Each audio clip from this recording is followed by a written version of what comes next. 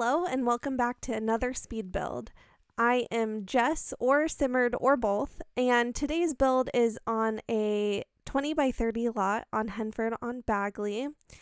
This is a cottage build that is overflowing with flowers. I really wanted a build that had a ton of flowers just because in my area the weather has been a little bit crazy and we kind of had a false spring, so I kind of want to bring that back in my life. And so I went ahead and did this really floral and spring kind of build. So you can see I've started on the exterior and I wanted to make this like really cottagey, and so I used that, I think it's flagstone wallpaper from Country Kitchen Kit. I think that's what it's called. I'm definitely having problems thinking of pack names lately. But so what I wanted to do to start out with this kind of floral explosion is just use that gorgeous rose bush from Cottage Living and sort of just put it all over the front of the build.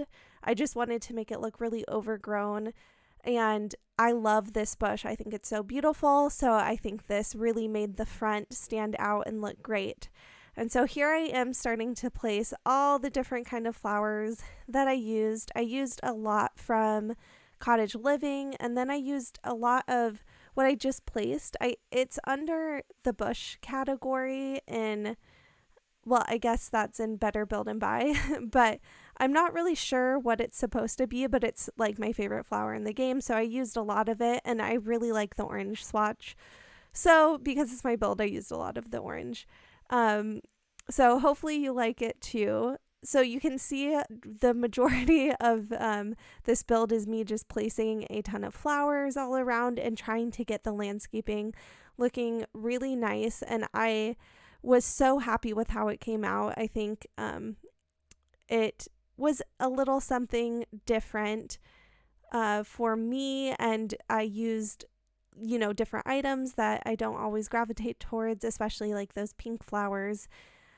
And I just had a lot of fun with it, and I wanted to make the house kind of up on a hill, and so to do that I used those rocks from base game, and I think it looks really nice, kind of like it's grown into the area. And of course, because there was the perfect amount of space, I had to add a pond, and I really liked how the pond turned out. I think it's a really pretty area, and of course I added a few animals in the pond. There's some swans and some fireflies because you have to have fireflies, and I went ahead and made sure to place some lights just to make the garden really stand out at night. So starting on the exterior, I didn't have a lot of space. As you can see, this is a tiny house. So I tried to utilize the space I had as well as I could. And I think I'm really happy with how it turned out. I think I was able to use the space pretty well. So you can see I'm starting on the kitchen, just placing a few items. I didn't want to place too much clutter on the counters just because I wasn't sure if it would maybe cause an issue with your Sims using them to like chop food and all of that. So I didn't want to fill it up too much. So that's why I went ahead and placed that little shelf. And here I am just placing some stuff around the fireplace. It was kind of an awkward space, so I wanted to try and fill that up the best I could. And I used the book stack from Cottage Living, and I've never used it kind of piled up next to each other. And I think they make such a good stack of books. I think they look really nice. And I forgot to do it here, but I did change the color swatches, and all the swatches work really well together, so I definitely recommend it if you're looking to do like a custom bookshelf. I think, and it's also like they're not super expensive, so it's not as pricey as most of the other books, so pretty cool.